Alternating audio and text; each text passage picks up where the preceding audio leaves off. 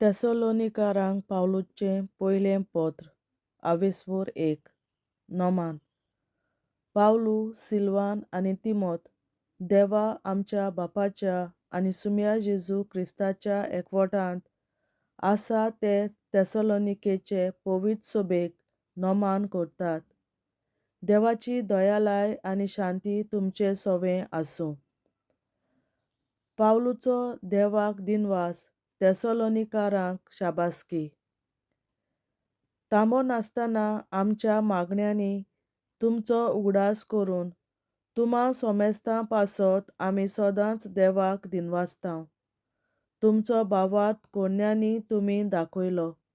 कश्ट करून मोगान तुमी वावुरल्यात आनी क्रिस्ता आमच्या सुम्या जेजूचेर भरवोसो दवरून तुमी थीर रावल्यात. हें आमच्या देवा आनी बापा मुखार आमच्या मनांत गोट आसा.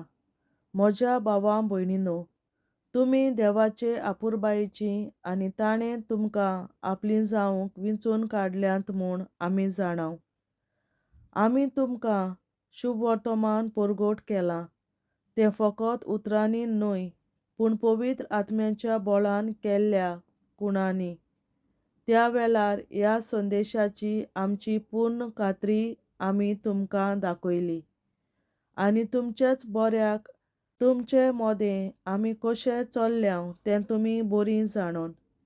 तुमचे पालयान तुमी आमची आनी सुम्याची देख घेतली आनी देवाचें उतर साबार कश्टां दोगदां मोदें पवित्र आत्म्याचे कुशलकायेन तुमी अशें मानून घेतलें की मॅसेदोनियांत आनी अकायेंत सगल्या भावार्थ्यांक तुमी एक नमुनो जाल्यात.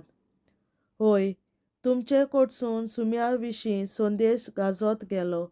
फकत मॅसेदोनियांत आनी अकायेंत न्हय पूण सगळे कडेन तुमी देवाचेर भावार्थ दवरलो म्हूण खबर पावली. देखून हाचे विशीं आमी कितेंच सांगची गरज ना. तुमी कितलो बरो येवकार आमकां दिलो आनी जिव्या आनी खऱ्या देवाची चाकरी करचे खातीर कशीं तुमी कुड्ड्या देवांक सांडून देवाशीं वळोन आयल्यात हे विशीं तोच लोक उलयत आसा. आनी ताणें मेल्ल्यांतलो पुनर्जिवंत केला आनी स्वर्गार जावन येवचो आसा त्या जेजूची ताच्या पुताची तुमी वाट पळोवन आसात म्हूण तोच लोक सांगता. तोच जेजू आमकां येवचो आसा त्या क्रोधांतली निवाडटा. देवाचें उतोरें. देवाचे व्हड उपकार.